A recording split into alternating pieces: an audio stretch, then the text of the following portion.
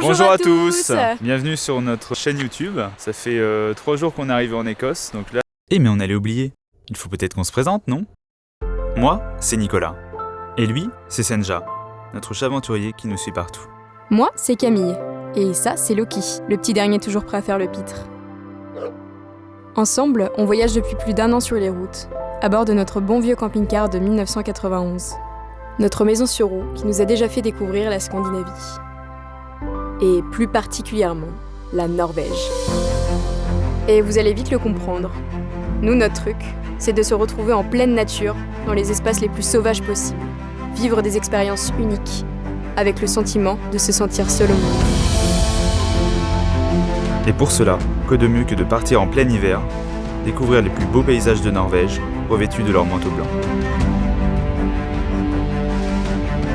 Bien sûr, cette expérience n'aura pas toujours été facile. Nous avons dû composer avec les rudes conditions du Grand Nord. Mais c'est le prix à payer pour que ce road trip apparaisse à nos yeux comme l'aventure la plus folle de notre vie.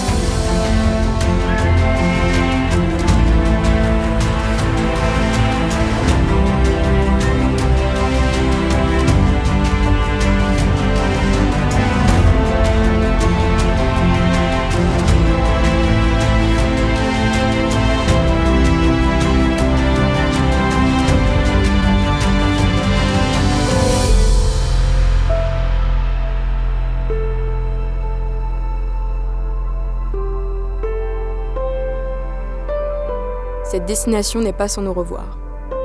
Il est déjà prévu d'y retourner dans quelques années. Toujours en hiver bien sûr, avec l'objectif de vivre à nouveau une expérience inoubliable.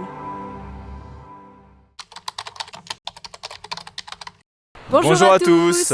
Bienvenue sur notre chaîne YouTube. Ça fait 3 jours qu'on est arrivé en Écosse, donc là on vient de spotter au sud, vraiment très proche de la frontière. Donc on va commencer à s'acclimater doucement. Bon, il fait déjà très froid là. Il fait déjà très froid. -5 je pense. On commence avec un -5. Il pleut pas. Il y a c'est de la neige aujourd'hui qui est tombée, pas grand chose mais on est entouré de nature. Loki est trop content puisqu'il peut être en liberté et ça c'est le top. C'est le genre d'endroit qu'on adore. Senja est en train de nous observer depuis le camping-car. Ah là on est observé, on va vous montrer du coup où on s'est garé.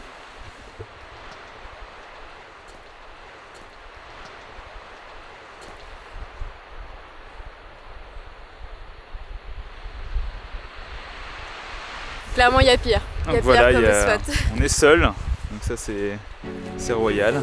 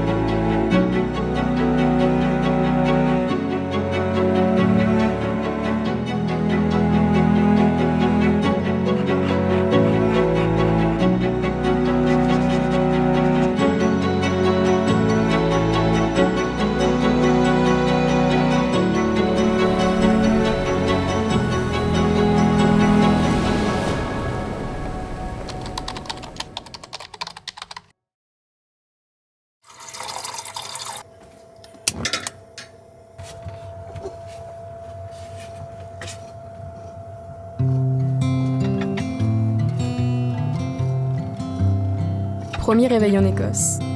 La matinée débute par l'appel des estomacs de Senja et Loki, qui n'ont que faire du décalage horaire.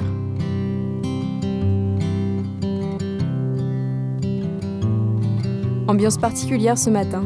C'est avec joie que nous découvrons qu'il a bien neigé durant la nuit.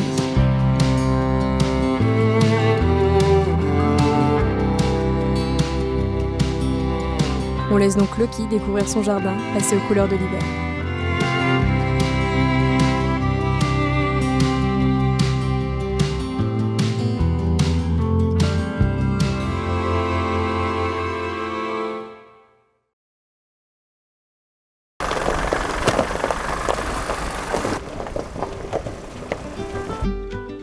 Comme toutes les bonnes choses ont une fin, après plusieurs jours ici, il est temps pour nous de reprendre la route.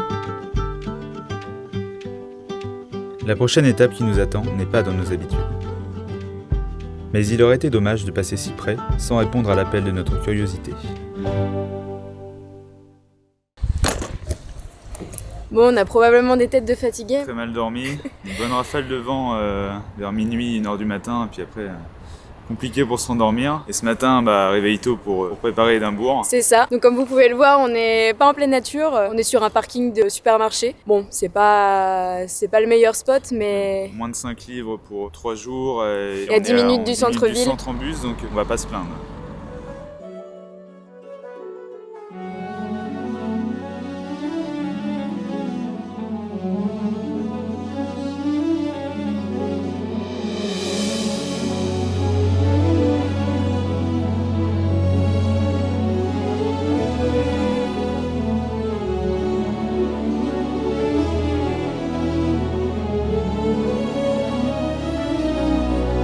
Premier arrêt à Victoria Street, célèbre pour sa forme particulière et ses maisons colorées.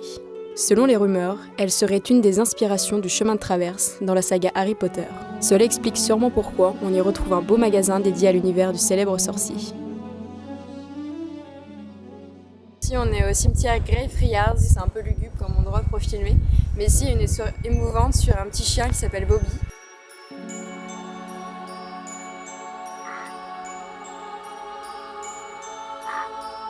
Le maître de Bobby est décédé, il a été enterré ici. Et tous les jours, pendant 14 ans, Bobby est resté sur sa tombe.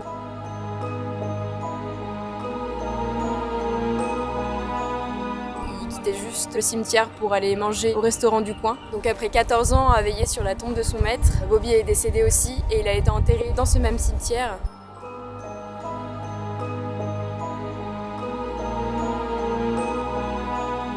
Sa légende est telle qu'il a eu l'honneur d'avoir sa propre statue en face d'un restaurant qui porte son nom. On dit que toucher la truffe de la statue porterait chance. Mais on ne l'a pas fait car, comme vous pouvez le constater, ça a fini par l'abîmer. Il y a une autre anecdote sur ce lieu. C'est ici où J.K. Rowling a été inspirée. Pour la sélection des noms des personnages de l'œuvre, elle venait ici se balader le midi lors de ses pauses quand elle écrivait les premiers livres d'Harry Potter. Et du coup, depuis, le cimetière est gorgé de touristes. Et c'est ici qu'on peut retrouver la tombe de Voldemort. Thomas Riddle, du coup, dans la version anglaise.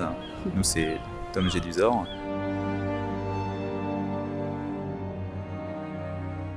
Depuis le cimetière, on aperçoit l'école George Heriot, qui aurait été une source d'inspiration pour le célèbre château de Poudlard.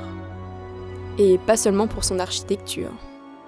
L'école fonctionne avec un système de groupe composé de 4 maisons différentes, avec leur propre emblème et une coupe à gagner à la fin de l'année. Pour se départager, ils s'affrontent lors d'événements sportifs et gagnent aussi des points en fonction de leur comportement. Un système non sans nous rappeler celui de l'école des sorciers. On termine notre visite par la découverte du charmant quartier de Dean Village, au nord-ouest de la ville. Le bruit de la rivière remplace celui des nombreuses voitures du centre et nous rappelle qu'il est temps pour nous de retrouver ce qu'on aime le plus. La nature.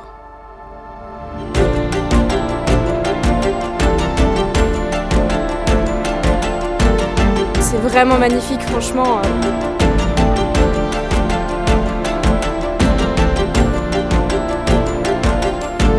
Il y a du vert, du orange, du marron, c'est dingue.